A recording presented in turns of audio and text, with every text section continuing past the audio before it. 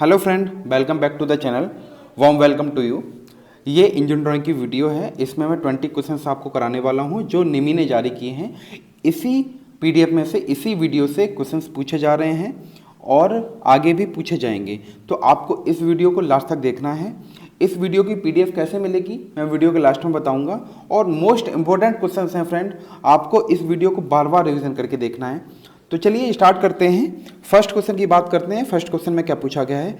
First question में पूछा गया है ड्राइंग शीट का सबसे बड़ा आकार कौन सा है? फ्रेंड, इंजन ड्राइंग की ऑलरेडी 2 वीडियो मैं चैनल पर अपलोड कर चुका हूं जो मोस्ट इंपोर्टेंट हैं। अगर आपने ये वीडियो और वो दोनों वीडियो देख ली तो आपका इंजन ड्राइंग के सारे क्वेश्चन मोस्टली हो जाएंगे, है ना। उन वीडियो की लिंक मैं डिस्क्रिप्शन बॉक्स में दे दूंगा। फर्स्ट क्वेश्चन की बात करते हैं। फर्स्ट क्वेश्चन में क्या पूछा गया है? ड्राइंग शीट का सबसे बड़ा आकार कौन सा है? मैंने आपको बताया था ड्राइंग शीट का जो सबसे बड़ा आकार होता है वो होता है A0। A0 से स्टार्ट होती है, A0 होता है, फिर A1 होता है, फिर A2 होता है, फिर A3 होता है, फिर A4 होता है, फिर A5 होता है। ये डिक्रीजिंग ऑर्डर में होता है ना। सबसे बड़ा होता है A0। तो इस क्वेश्चन का बिल्कुल सही आंसर क्या हो जाएगा? Option number A. कौन सा हो जाएगा? Option number A. चलिए ड्राइंग शीट के बारे में थोड़ा सा और जान लेते हैं। देखो, ड्राइंग शीट का सबसे बड़ा आकार क्या होता है? A0 कितना होता है? 841 इंटू 1189। ये होता है सबसे बड़ा, ठीक है। A1 इससे छोटा होता है 594 इंटू 841। A2 इससे भी छोटा होता है 420 इंटू 594। A3 इससे भी छोटा होता है 297 इंटू 420। A4 210 होता है इंटू 297। A5 148 into 210। ये सबसे छोटा होता है A5, ठीक है। फ्रेंड, जिन लोगों को पता नहीं होता है, जिन लोगों ने पढ़ा नहीं होता है, वो कंफ्यूज हो जाते हैं। एक चीज़ और याद रखिए, याद करने का तरीका, इस तरफ जो संख्या है वो हाफ करके यहाँ लिखी है, इस तरफ जो संख्या है वो हाफ करके यहाँ लिखी है, इस तरफ जो संख्या है वो हाफ करके यहाँ लिखी है, इस तरफ जो संख्या है वो हाफ करके यहाँ लिखी है, लगभग, है ना। और इधर वाली संख्या सेम आ जाती है, इधर वाली संख्या सेम आ जाती है। देखिए 841, 594, 420, 297, 210। ये थोड़ा सा याद करने का तरीका है, आप इस तरीके से याद रख सकते हैं। नेक्स्ट क्वेश्चन की बात करते हैं। नेक्स्ट क्वेश्चन में क्या पूछा गया है? इस क्वेश्चन में पूछा गया है फ्लैट वेल्डेड जॉइंट का प्रतीक कौन सा है? देखो, ये प्रतीक बहुत ज़्यादा एग्जाम में पूछे जाते हैं, आपको सारे ही प्रतीक याद रखने हैं। फ्लैट वेल्ड का मैं बता देता हूँ। जैसे कि सपोज दैट मैंने ये कोई जॉब है और इस जॉब को मैंने एक और जॉब मुझे इस तरीके से जोड़ना है ना। तो मैं क्या करूँगा, इस जगह वेल्डिंग कर देते हैं, है ना। इस जगह क्या कर देते हैं? वेल्डिंग कर देते हैं। तो यहाँ पे ये कुछ ट्रिंगल के आकार की वेल्डिंग हो जाती है ना। ये होता है फ्लैट वेल्ड, है ना। तो इस क्वेश्चन का सही आंसर क्या हो जाएगा? Option number D. कौन सा हो जाएगा? ऑप्शन नंबर डी बिल्कुल सही आंसर हो जाएगा, है ना। इसके बारे में देखिए, जो ये वाला है, ये इसको कहते हैं स्क्वायर बट जॉइंट। इस तरीके का जो साइन होता है इसको कहते हैं स्टड जॉइंट। ये मैंने अभी आपको बता दिया, ये है फ्लैट वेल्डेड जॉइंट। ये इस तरीके से होता है, इसको बोलते हैं single V butt weld joint, ठीक है। इसी तरीके से अगर डबल हो जाता है, ऊपर भी वी नीचे भी वी, तो इसको बोलते हैं double V butt weld joint, है ना। तो ये भी आपको याद रखनी है। नेक्स्ट क्वेश्चन की बात करते हैं। नेक्स्ट क्वेश्चन में क्या पूछा गया है? Which view is obtain on the vertical plane? ऊर्ध्वाधर तल पर कौन सा दृश्य प्राप्त होता है? ठीक है, देखो 2 प्लेन होते हैं, हम इसको थोड़ा सा अच्छे समझते हैं। आप देखिए, मैं थोड़ा सा जूम कर देता हूँ, ठीक है। अब देखिए, ये वाला जो खड़ा वाला है इसको बोलते हैं वर्टिकल प्लेन, ऊर्ध्वाधर तल। इसको क्या बोलते हैं? ऊर्ध्वाधर। ये लेटा वाला है इसको बोलते हैं HP, हॉरिजॉन्टल प्लेन, इसको बोलते हैं क्षैतिज, ठीक है। तो देखिए, जब भी कोई यहाँ कोई वस्तु रखी होगी और हम इस तरीके से देखेंगे यहाँ से इस तरफ से, तो इसका जो फ्रंट व्यू बनेगा वो कहाँ बनेगा? वर्टिकल पे बनेगा। ऊपर से देखेंगे टॉप व्यू बनेगा, वो कहाँ बनेगा? HP पे बनेगा। तो आपको याद रखना है, हमेशा याद रखना है कि जो फ्रंट व्यू है वो हमेशा कहाँ बनेगा? वो बनेगा वर्टिकल प्लेन पे, BP पे, हैं, ऊर्ध्वाधर तल पे। हमेशा आपको याद रखना है जो टॉप व्यू है, टॉप व्यू है, वो हमेशा कहाँ बनेगा? HP पे बनेगा। कहाँ बनेगा? HP पे बनेगा, ठीक है। आपको एक चीज़ याद रखनी है, वह पूछ लेता है इंजन ड्राइंग किस एंगल में बनाई जाती है? तो इंजन ड्राइंग हमेशा फर्स्ट एंगल और थर्ड एंगल में बनाई जाती है। सेकंड एंगल और फोर्थ एंगल में कभी भी इंजन ड्राइंग नहीं बनती है। थोड़ा सा और देखते हैं। देखिए, अगर मैं फर्स्ट एंगल प्रोजेक्शन की बात करूंगा तो फर्स्ट एंगल प्रोजेक्शन में क्या होगा? जो BP होगा वो ऊपर होगा, जो एच पी होगा वो नीचे होगा, और बी पी पे मैंने बताया फ्रंट व्यू बनेगा, एच पी पे क्या बनेगा, टॉप व्यू बनेगा। तो फर्स्ट एंगल में ऊपर क्या बनता है, फ्रंट व्यू बनता है, नीचे क्या बनता है, टॉप व्यू बनता है। ऐसे ही अगर मैं बात करूँ थर्ड एंगल की, थर्ड एंगल प्रोजेक्शन में क्या होता है, एच पी ऊपर पहुंच जाता है और बी पी नीचे हो जाता है। अब एच पी ऊपर पहुंच गया, इसका मतलब टॉप व्यू ऊपर बनेगा और फ्रंट व्यू नीचे बनेगा, है ना। ये भी आपको याद रखना है। फ्रेंड, अगर आपने चैनल को अभी तक सब्सक्राइब नहीं किया है तो सब्सक्राइब कर लीजिए। ITI के ऑलरेडी मैं 10 से 12 वीडियो चैनल पर अपलोड कर चुका हूं, जो मोस्ट इंपॉर्टेंट हैं वहीं से क्वेश्चंस पूछे जा रहे हैं। फ्रेंड, अगर आप उनको देख लेंगे तो आप निश्चित तौर पर पास हो जाएंगे। इस क्वेश्चन में क्या पूछा गया है, इस क्वेश्चन में पूछा गया है what is the name of pipe fitting, pipe fitting का नाम क्या है, ये पूछा गया है। तो फ्रेंड देखिए, मैं थोड़ा समझाता हूँ। ये कोई इन्होंने एक नट प्रकार का दिया हुआ है जिसके आगे का सिरा ये बंद है और इसके ऊपर क्या कटी हुई हैं, इसके ऊपर कटी हुई हैं चूड़ियाँ, इसके ऊपर क्या कटी हुई हैं, चूड़ियाँ कटी हुई हैं, है ना। तो इस तरह की जो भी कैप होता है इसे बोलते हैं हम प्लग। क्या बोलते हैं, प्लग बोलते हैं। तो इसका ऑप्शन नंबर डी बिल्कुल सही हो जाएगा। आइए थोड़ा सा इनके बारे में और जान लेते हैं, है ना। ये सारे ऑप्शन हैं, उनके बारे में थोड़ा सा जान लेते हैं। देखिए, कैप क्या है, इसके अंदर चूड़ी बनी रहती हैं, पाइप के सिरे को बंद करने के लिए प्रयोग किया जाता है। जैसे ही आपने देखा होगा, जब हम घरों में फिटिंग कराते हैं पानी की, तो क्या करते हैं, जहां हमें ज़रूरत नहीं होती है वहां पाइप को आगे से बंद करना पड़ता है। अगर बंद नहीं करेंगे तो वहां से पानी फ्लो होगा, है ना। तो वहां हम कैप का प्रयोग करते हैं जिसके अंदर चूड़ियाँ लगी होती हैं। लेकिन जैसे कि ये पाइप है और कैप जो है वो इसके ऊपर कसा जाता है ना, क्योंकि कैप के अंदर चूड़ियाँ कटी होती हैं तो पाइप के ऊपर से हम उसको कस देते हैं, है ना। कैप का काम हो गया। यही काम हमारा किसका होता है, यही काम हमारा प्लग का होता है ना। लेकिन क्या होता है, इसके बाहर चूड़ियाँ कटी रहती हैं, इसके बाहर चूड़ियाँ कटी रहती हैं। तो ये क्या होता है, ये पाइप के अंदर कसा जाता है, ये पाइप के अंदर कसा जाता है, ठीक है। ये आपको याद रखना है, ये पाइप के अंदर कसा जाता है और जो कैप है वो पाइप के बाहर कसा जाता है। दोनों का काम एक ही है, पाइप को बंद करना, ठीक है। अगर मैं एल्बो की बात करूं तो एल्बो क्या है, एल्बो है हमारी पाइप को 90 डिग्री पे मोड़ने के लिए, है ना। पाइप को 90 डिग्री पे अगर मोड़ना है तो हम एल्बो का प्रयोग करते हैं। कपलिंग क्या होती है, कपलिंग दो पाइपों को जोड़ने के लिए, जैसे कि एक पाइप ये है और एक पाइप ये है, बीच में हम एक जॉइंट लगा देते हैं, उसको बोलते हैं कपलिंग, ठीक है। दो पाइपों को जोड़ने के लिए कपलिंग का प्रयोग किया जाता है, ठीक है। ये भी आपको याद रखना है। नेक्स्ट क्वेश्चन की बात करते हैं। नेक्स्ट क्वेश्चन में क्या पूछा गया है, इसमें पूछा गया है कौन सी आकृति षष्ठभुज है ना, hexagon, which figure is hexagon. तो इसमें से पूछा गया है हेक्सागोन कौन सा है। देखिए फ्रेंड, हेक्सागोन क्या होता है, जिसमें 6 भुजाएं होती हैं, जिसमें 6 भुजाएं होती हैं। तो आप देखिए इसमें कितनी हैं, इसमें 5 भुजाएं हैं, है ना। इसमें कितनी हैं, इसमें 6 भुजाएं हैं। तो ये हमारा बिल्कुल सही आंसर हो जाएगा ऑप्शन नंबर सी। इसमें देखिए, इसमें कितनी भुजाएं हैं, इसमें है 8 भुजाएं। इसमें कितनी हैं, इसमें है 7 भुजाएं, है ना। तो ये आपको याद रखने हैं, ठीक है। देखिए थोड़ा सा मैं आपको बता देता हूँ। पंचभुजा वाले को क्या कहते हैं, पंचभुज कहते हैं, पेंटागन कहते हैं। 6 भुजा वालों को षष्ठभुज कहते हैं, हेक्सागोन कहते हैं। 7 भुजा वालों को हेप्टागोन कहते हैं, सप्तभुज कहते हैं। 8 भुजा वाले को अष्टभुज कहते हैं, ऑक्टागोन कहते हैं। यही आपके एग्जाम में ज़्यादातर पूछे जाते हैं। एग्जाम में इससे रिलेटेड एक क्वेश्चन और पूछा जाता है, वो पूछा जाता है एंगल निकालने के लिए। किसका, एंगल निकालने के लिए। तो आपको एंगल का फॉर्मूला मैं थोड़ा सा बता देता हूँ, आप थोड़ा सा ध्यान से समझिए। इसका फॉर्मूला होता है n-2 इंटू 180 डिग्री, ठीक है। n-2 into 180 degree. इस फॉर्मूले से क्या आ जाता है, इस फॉर्मूले से आ जाता है आंतरिक कोणों का योग।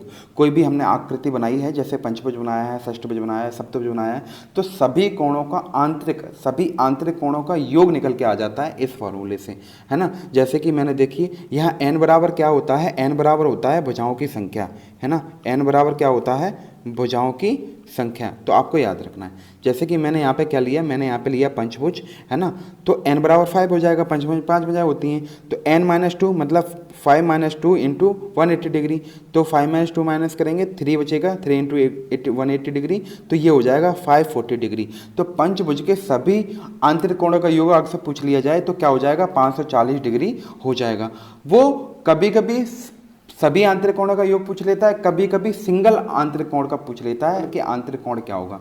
तो हमें क्या बताना है, तो इसमें हम क्या करेंगे, जैसे कि सभी आंतरिक कोणों का योग निकल के आ गया, इसमें जितनी भी भुजाएं होंगी, जैसे 5 भुजाएं हैं तो हम 5 का इसमें क्या कर देंगे, डिवाइडेशन कर देंगे, तो हमारा निकल के आ जाएगा 108 डिग्री, है ना। तो इस तरीके से हम सभी आंतरिक कोणों का योग निकाल सकते हैं। एक आंतरिक कोण की वैल्यू भी निकाल सकते हैं। वो पूछ लेता है, कभी कभी पूछ लेगा सप्तभुज के एक आंतरिक कोण का मान क्या होगा, तो आपको बताना है। तो इस फॉर्मूले से आप सारी चीज़ें निकाल सकते हैं। ठीक है, नेक्स्ट क्वेश्चन की बात करते हैं। नेक्स्ट क्वेश्चन में क्या पूछा गया है?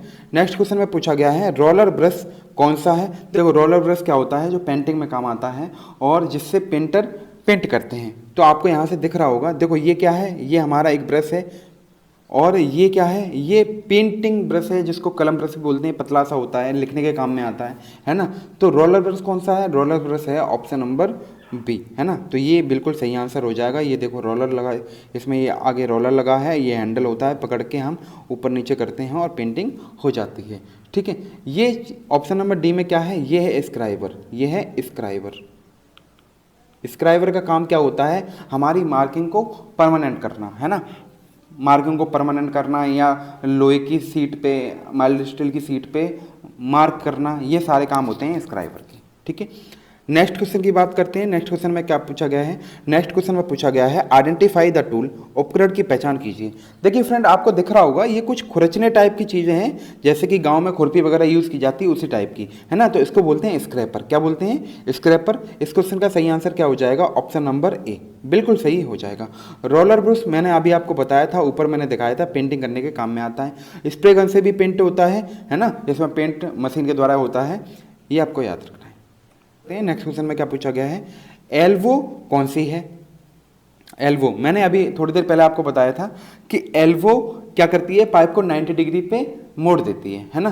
तो देखो ऑप्शन नंबर ए में क्या है? ये है कपलिंग। ये क्या है? कपलिंग है। ठीक है, ये है रिड्यूसर, ये है बेंड। ये क्या है? बेंड है। इन सब के बारे में बताऊंगा। और ये है हमारी एल्वो। ये क्या है? एल्वो। ठीक है, ये क्या है? एल्वो है। तो इस क्वेश्चन का सही आंसर क्या हो जाएगा? ऑप्शन नंबर डी इस क्वेश्चन का बिल्कुल सही आंसर हो जाएगा। देखिए इनके बारे में थोड़ा समझते हैं।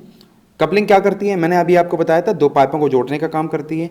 एल्वो क्या करती है? पाइप को 90 डिग्री पर मोड़ने का काम करती है ना। रिड्यूसर क्या करता है? ये पाइप का साइज कम करने के लिए प्रयोग होता है। यहाँ पे देखो, यहाँ पे डायमीटर ज़्यादा है और यहाँ पे डायमीटर कम है। तो एक ज़्यादा डायमीटर के पाइप से हमें अगर एक कम डायमीटर का पाइप जोड़ना है तो हम रिड्यूसर का प्रयोग करते हैं, है ना।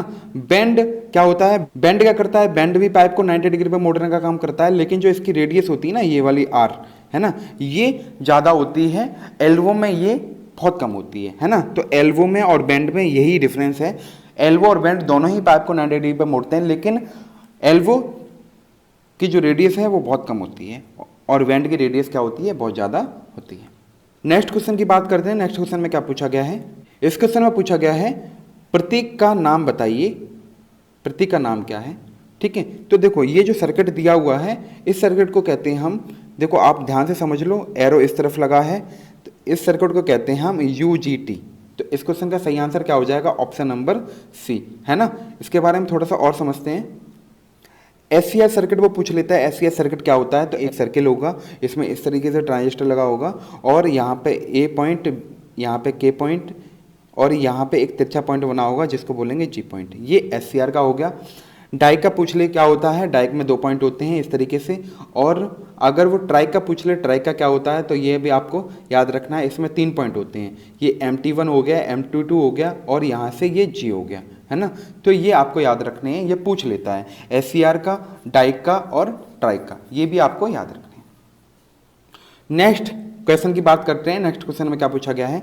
एक्स चिन्हित भाग का नाम बताइए। इसमें जो एक्स दिया हुआ है, जैसे कि यहाँ पे ये आपको दिख रहा होगा फिगर में, एक्स कहाँ पे पूछा गया है? ये वाला सिरा, है ना। तो देखो स्टॉक क्या होता है? स्टॉक बॉडी को बोलते हैं, है ना। हैंडल ये है, ठीक है, इसको कहते हैं वेज। क्या कहते हैं? वेज। ये किसका बना होता है? ये बना होता है लकड़ी का, है ना। लकड़ी की चपटी सी हम बना लेते हैं, जिससे हम ब्लेड के आगे लगा देते हैं। यहाँ पे लगा होता है ब्लेड, ब्लेड के आगे लगा देते हैं, तो क्या होता है? जो ब्लेड हिलता नहीं है ना, इसीलिए वेज का प्रयोग किया जाता है। तो इस क्वेश्चन का सही आंसर क्या हो जाएगा? Option number A. Next question की बात करते हैं। नेक्स्ट क्वेश्चन में क्या पूछा गया है? इस क्वेश्चन में क्या पूछा गया है? USB मेल कनेक्टर कौन सा है? USB मेल कनेक्टर कौन सा है? ठीक है फ्रेंड, तो देखिए जब हम चार्जर यूज़ करते हैं तो चार्जर को अपने मोबाइल से लगाते हैं, तो चार्जर हो गया मेल और मोबाइल का जो कनेक्टर हो गया वो हो गया फीमेल। ठीक है, आपको समझ में आ गया होगा। इसी तरीके से ये जो USB है, ये USB हम इस वाले पोर्ट में लगाते हैं, ठीक है। तो ये हो गया मेल, और ये हो गया फीमेल, क्योंकि इसी में हम मेल को लगाते हैं। ये हो गया फीमेल, ठीक है। तो इस क्वेश्चन का सही आंसर क्या हो जाएगा? इस क्वेश्चन का सही आंसर हो जाएगा ऑप्शन नंबर बी। क्या हो जाएगा? Option number B, male connector होता है। ये पूछ लिया जाता है, ये क्या है? ये है ऑक्स केबल। ये क्या है? ऑक्स केबल, ठीक है। नेक्स्ट क्वेश्चन की बात करते हैं। नेक्स्ट क्वेश्चन में क्या पूछा गया है? एक्स चिन्हित भाग का नाम क्या है? एक्स चिन्हित भाग का नाम क्या है? यहाँ पे एक्स चिन्ह आपको दिख रहा होगा, यहाँ पे पूछा गया है, ठीक है। तो फ्रेंड, इसको क्वेश्चन को समझाने से पहले मैं थोड़ा सा समझा देता हूँ। ये देखिए, यहाँ देखिए, यहाँ पे ये डबल लाइन करके जो दिखाता है ना, ये दिखाता है थ्रेड को। किसको दिखाता है? थ्रेड को दिखाता है ना। यहाँ जो बीच में है इसको बोलते हैं नेक, ठीक है। यहाँ इसको बोलते हैं शोल्डर। यहाँ पे इस तरह की जो डिजाइन बनी होती है इसको बोलते हैं नर्लिंग, है ना। नर्लिंग क्यों की जाती है? क्योंकि हम जॉब को अच्छे से पकड़ सकें, फ्रिक्शन बन सकें, है ना। ये होता है स्लॉट, स्लॉट जिसके द्वारा हम पेचकस के द्वारा हम किसी भी चीज़ को खोल सकते हैं, स्लॉट कटे रहते हैं। तो इस क्वेश्चन का सही आंसर क्या हो जाएगा? ऑप्शन नंबर बी, है ना। जो बी है वो हो जाएगा बिल्कुल सही आंसर, थ्रेड, है ना। थ्रेड वाला हिस्सा है ये वाला, ठीक है। नेक्स्ट क्वेश्चन की बात करते हैं। नेक्स्ट क्वेश्चन में क्या पूछा गया है? आइडेंटिफाई द सिंबल, प्रतीक को पहचाने। देखो यहाँ पे ये बीच में जो है ये बना है ओम। क्या बना है? ओम। तो यहाँ पे हो जाएगा ये ओम मीटर। क्या हो जाएगा? Option number B. Option number B बिल्कुल सही आंसर हो जाएगा। अगर यहीं पे ए लिख देता तो अमीटर हो जाता, बी लिख देता वोल्ट मीटर हो जाता, डब्ल्यू लिख देता वाट मीटर हो जाता। इसके बारे में मैंने थोड़ा सा समझाया है, वो देखिए आप। यहाँ पे देखिए ओम मीटर है तो यहाँ ओम लिखा हुआ है, यहाँ पे मैंने बीच में बी लिख दिया है तो इसको बोलेंगे वोल्ट मीटर। यहाँ पे वी के नीचे मैंने एक लाइन खींची है, तो आपको ये लाइन ध्यान रखना है। अगर सीधी लाइन है तो इसको, ये इसका मतलब है डीसी। अगर इस तरीके की लाइन है तो इसका मतलब है एसी, है ना। तो यहाँ मैंने सीधी लाइन खींची है, इसका मतलब क्या है? वोल्ट मीटर तो है लेकिन डीसी वोल्ट मीटर है। कौन सा? डीसी। यहाँ मैंने इस तरीके की लाइन खींची है तो वोल्ट मीटर है लेकिन एसी वोल्ट मीटर है। कौन सा है? एसी वोल्ट मीटर है। तो आपको ये भी चीज़ याद रखनी है। जैसे कि यहाँ पे अमीटर है, ठीक है। अगर यहीं पे अमीटर के नीचे में इस तरीके से लाइन खींच देता और फिर में बनाता तो ये हो जाता डीसी अमीटर, है ना। अगर मैं इस तरीके से लाइन खींच देता फिर में बनाता तो ये हो जाता एसी अमीटर, ठीक है। ये आपको याद रखना है। ये है वॉट मीटर। तो सिंबल याद रखना और सिंपल है, ठीक है। नेक्स्ट क्वेश्चन की बात करते हैं। इसमें क्या पूछा गया है? इसमें पूछा गया है एनपीएन ट्रांजिशन कौन सा है, ठीक है। तो फ्रेंड देखिए, थोड़ा सा समझते हैं। एनपीएन में क्या होता है? ये है एनपीएन। हमेशा जो करंट फ्लो होगी उसकी डायरेक्शन, जो एरो की डायरेक्शन होगी वो हमेशा होगी पी से एन। कहाँ पे होगी? पी से एन की तरफ होगी हमेशा, ठीक है। तो एनपीएन में जैसे मैंने यहाँ पे एन लिख दिया, यहाँ पे पी लिख दिया, यहाँ पे एन लिख दिया। तो यहाँ पे देखिए एरो की डायरेक्शन क्या है? इस तरफ है। कैसी है एरो की डायरेक्शन? ये इस तरीके की है ना। तो पी से एन की तरफ है तो एनपीएन का हमारा हो जाएगा ये वाला सिंबल, ठीक है। पीएनपी का जस्ट क्या होता है? इसका उल्टा होता है। जो एरो की डायरेक्शन होती है वो तो हमेशा मैंने बोला पी से एन की तरफ ही रहेगी, लेकिन पी एन पी यहाँ से देखिए, यहाँ एरो की डायरेक्शन इस तरफ है, पी से एन की तरफ जा रहा है, पी से एन की तरफ जा रहा है, तो ये हो जाएगा पी एन पी। ये कौन सा हो जाएगा? P N P. अब देखिए ऑप्शन में क्या है? ऑप्शन में देखिए एरो की डायरेक्शन यहाँ पे इस तरीके से है तो ये हो जाएगा एन पी एन, है ना। तो ऑप्शन नंबर ए इस क्वेश्चन का बिल्कुल सही आंसर हो जाएगा, ऑप्शन नंबर ए, ठीक है। नेक्स्ट क्वेश्चन की बात करते हैं। नेक्स्ट क्वेश्चन में क्या पूछा गया है? नेक्स्ट क्वेश्चन में पूछा गया है which a single phase AC motor symbol. Single phase AC motor symbol कौन सा है? ये आपसे पूछा गया है। तो फ्रेंड थोड़ा सा देखिए, सिंगल फेज इसका मतलब एक फेज होगा उसमें। अब यहाँ देखिए, यहाँ पे कितने फेज हैं? 3 फेज हैं। तो यहाँ पे 3 फेज मोटर है। ये कौन सी है? 3 फेज मोटर, ठीक है। यहाँ देखिए आप थोड़ा सा, जी बना है तो इसका मतलब है जनरेटर। इसका मतलब क्या है? सिंगल फेज जनरेटर, ठीक है। लेकिन जनरेटर कौन सा? जनरेटर हम जानते हैं डीसी होता है। प्लस माइनस जहाँ पे भी आ जाए तो वहाँ पे डीसी हो जाता है, ठीक है। यहाँ पे क्या है? सिंगल फेज डीसी मोटर, क्योंकि प्लस माइनस लगा हुआ है ना। यहाँ प्लस लगा हुआ है और यहाँ पे क्या लगा हुआ है? माइनस लगा हुआ है ना।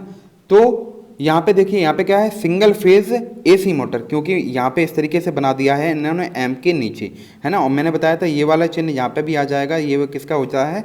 एसी का होता है। किसका होता है? एसी का होता है। और ये वाला क्या हो जाएगा? 3 फेज मोटर, है ना।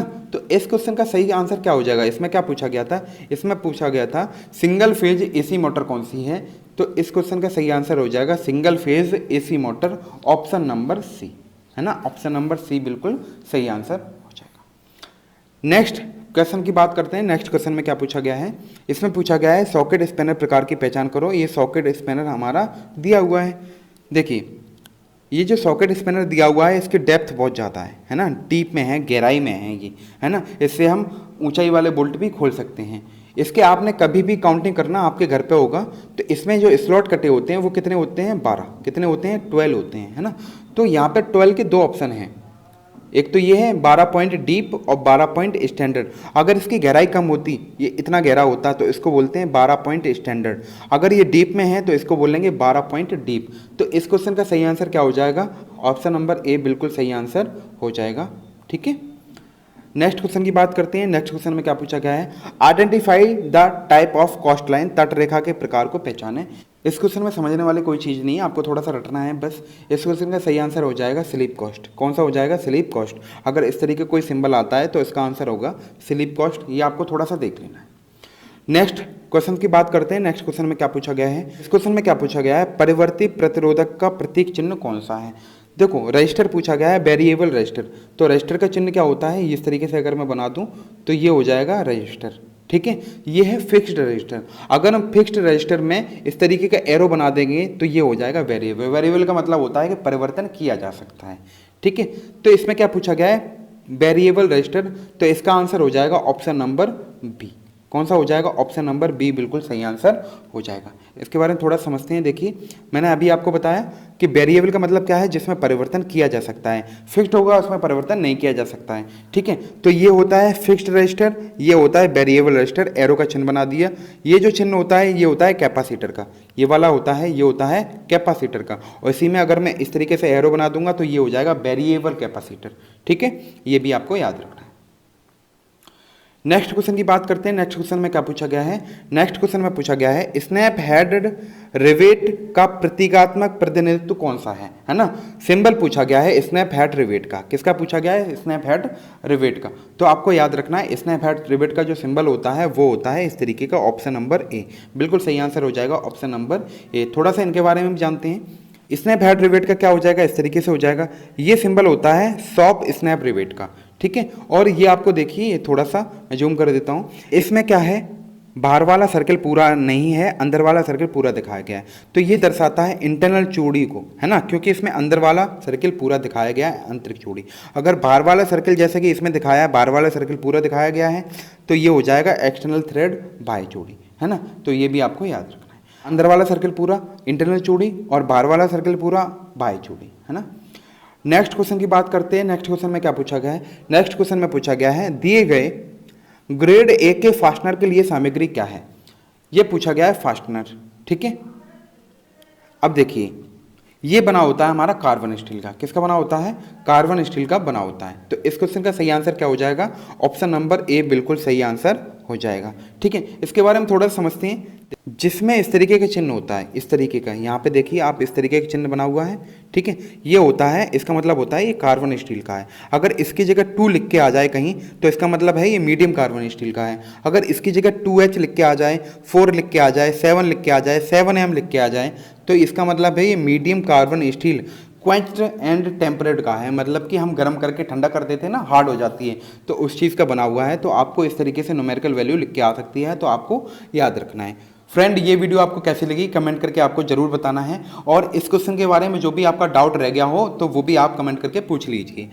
जितने भी ITI से रिलेटेड मैंने प्लेलिस्ट बना रखी हैं उन सब का लिंक मैं डिस्क्रिप्शन बॉक्स में दे दूंगा, तो वहाँ वो प्लेलिस्ट भी आप देख लीजिए, परीक्षा के लिए महत्वपूर्ण हैं, उनसे बहुत ज़्यादा क्वेश्चन पूछे जा रहे हैं। और फ्रेंड जिन लोगों ने अभी तक चैनल को सब्सक्राइब नहीं किया है, चैनल को प्लीज़ सब्सक्राइब कर लीजिए, चैनल को थोड़ा सा सपोर्ट करिए, जल्दी से जल्दी 500 सब्सक्राइबर कंप्लीट करवा दीजिए। थैंक यू फ्रेंड, आपका इस वीडियो में लास्ट तक बने रहने के लिए बहुत बहुत धन्यवाद।